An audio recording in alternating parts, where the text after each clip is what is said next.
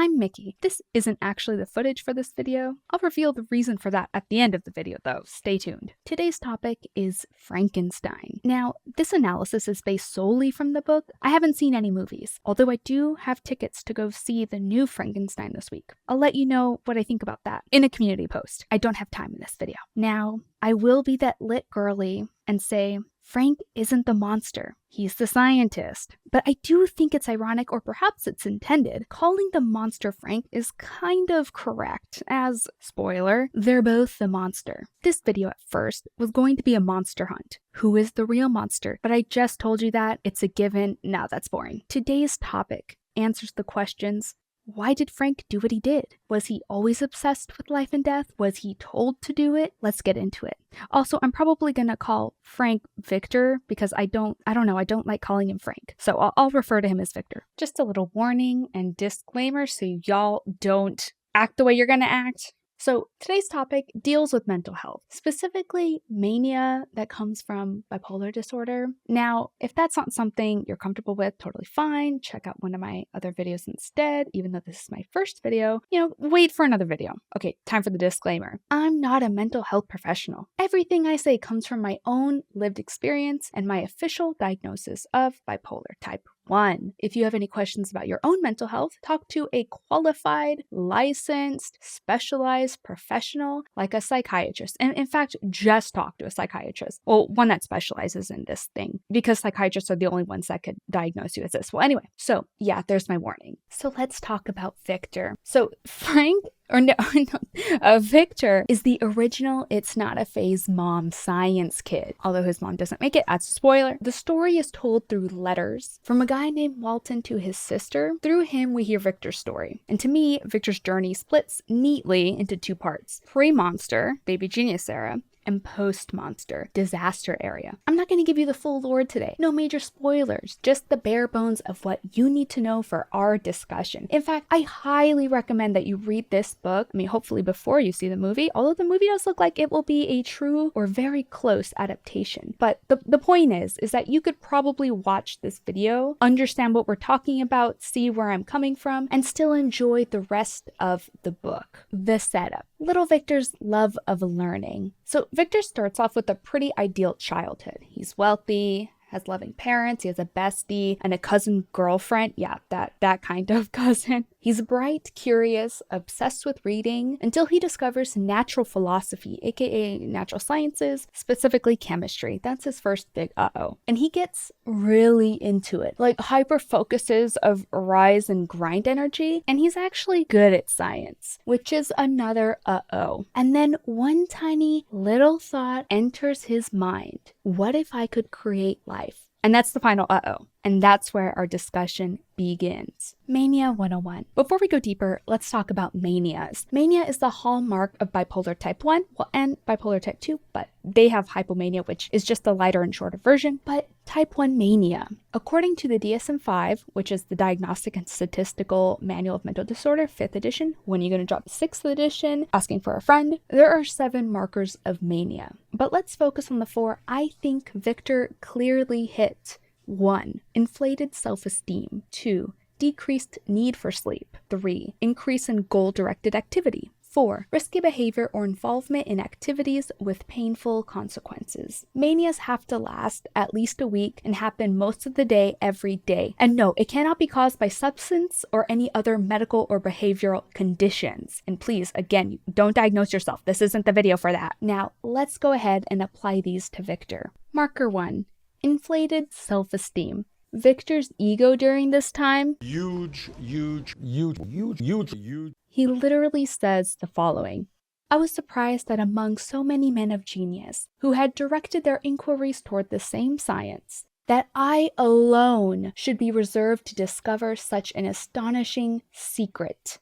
That's straight up main character energy. Like, sir, you really thought you alone could crack the code of life? He basically lifts himself above every great scientist before him, convinced that he's the only one chosen to do the impossible. Now, for me, when I'm in a mania, and in previous manias. I think I am indestructible. I am godlike, that no harm will befall me. I could never be at fault. And it's almost like I put a positive spin on everything, and it makes my actions, which we'll talk about later, all the consequences I think I won't face, they're out of my mind. I don't even consider them. I'm just high on myself. Marker 2. Well, actually, markers 2 to 4. I'm just gonna group them all, but I have a lot of quotes for you, so don't worry. This is the no sleep, all grind section. First, Victor tells us, from this day, natural philosophy, and particularly chemistry, in the most comprehensive sense of the term,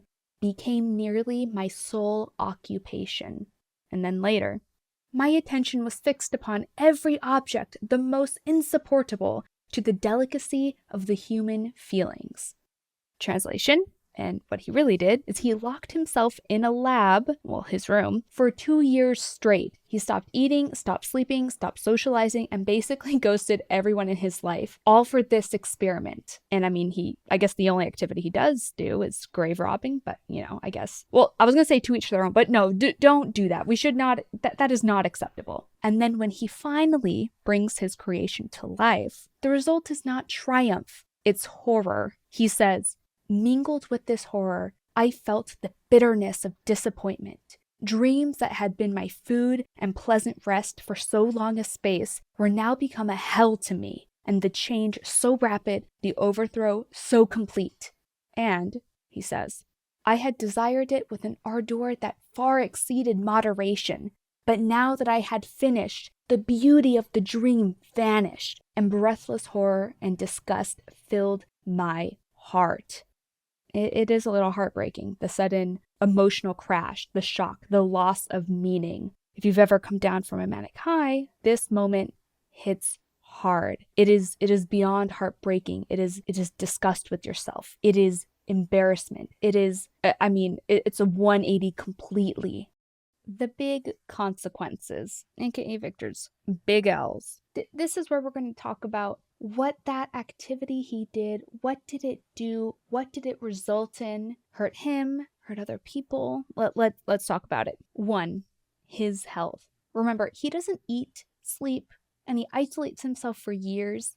I mean, his bestie has to come back and nurse him back to health for years. Like, he breaks his body for this. 2, heartbreak. Now, he experiences heartbreak, the death of a dream, and of course, the people he loves, his future, his morality. And actually, he reminded me of Inigo Montoya from The Princess Bride, because remember, the Count, or the Six-Fingered Man, he had been hunting for him for like 20 years. Inigo spent his entire life up until that point training and learning every single style of sword fighting just so he can beat him. His whole life purpose was for this moment, to finally battle him, to finally avenge his father.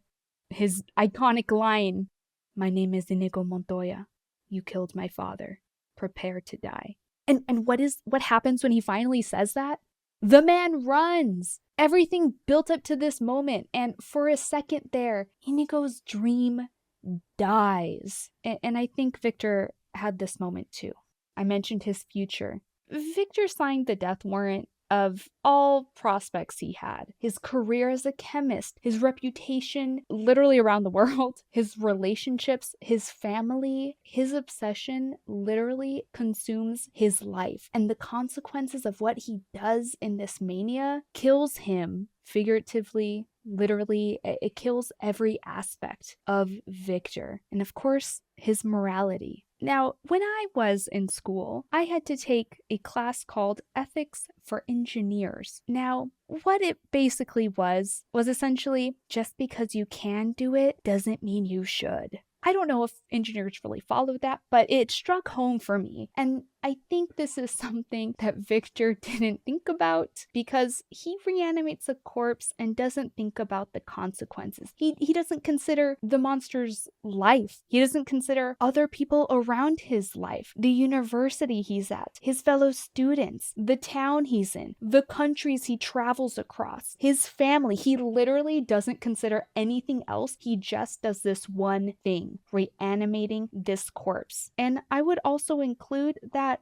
grave robbing. That goes against, that you're not a moral person if you're grave robbing. You're disgracing a body, hurting a family. I mean, it's just all types of gross. Don't do it. And then let me dig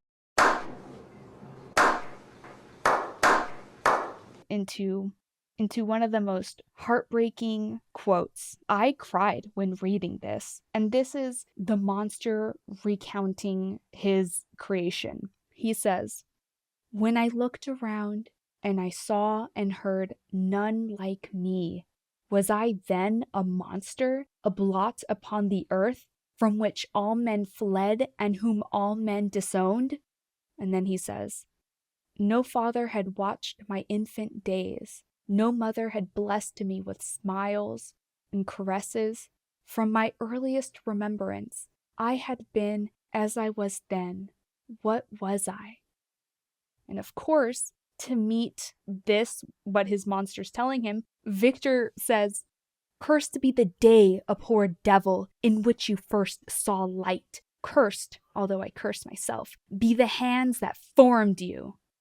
Victor, gaslight, gatekeep, girl boss. This is such a great contrast between the two. Victor's cruelty and the monster's loneliness. And I would argue his innocence. And honestly, this showed me that they're both victims of the same tragedy. Yes, Victor started it, but they both had consequences. And there's a big old twist. You know how they say they're both monsters? Well, you'll have to read the book to see what happens, but they both meet each other, and it's a tragic story, y'all. I'm not going to sugarcoat it, but it is interesting, philosophical, sci-fi. It's really good. Having said all this, don't mistake me speaking of Victor's consequences as me absolving his sin here. He is a victim, but he also plays a victim throughout the whole book beyond what he really is. It's really annoying, but remember, victims don't need to be perfect. There's a misconception that victims need to be. That means they could never have done anything wrong, especially during the time they are made victims. For if they have, then what happened to them is somehow justified.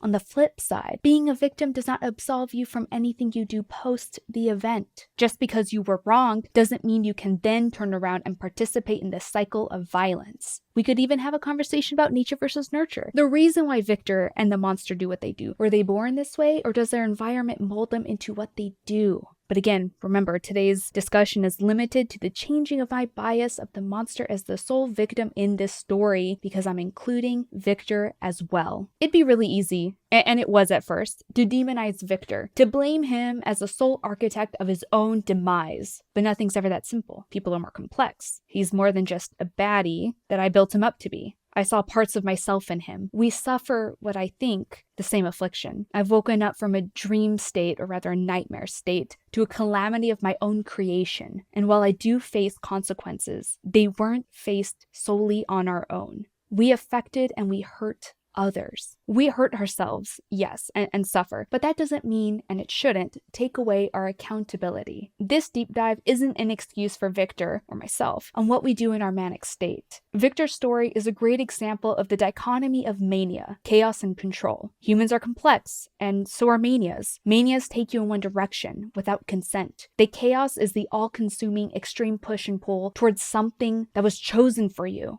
The control is how you're getting there. This misled and flawed logic fuel your journey. It is a true disassociation of who you are and what you are doing. In my experience, I'm out of my body watching myself. Only through acceptance and intense work on becoming self-aware are we able to break free from this cycle. To be frank, the cycle never ends, but at least we can begin to bear it. And this is what changed my mind about Victor. He is more than his deeds. He is more than his mistake. He is more than a villain that I had painted him out to be. He's more like me. So, do I think Victor is a monster? Yes, but he's not the only monster. He's human, flawed, brilliant, self-destructive, and ultimately tragic. This is a tragedy. So what do you think? Do you think he's a monster? A victim? Both? Thank you for watching up until this moment. I really appreciate you. Please like and comment. I want to know what you think about all this. Let me know if I should make more videos like this. And of course, if you liked the video, please subscribe. I'll see you in the next one. Also, maybe for the next video, I will film myself in real time speaking. I was just a little nervous to do it this time. But yeah, okay, bye.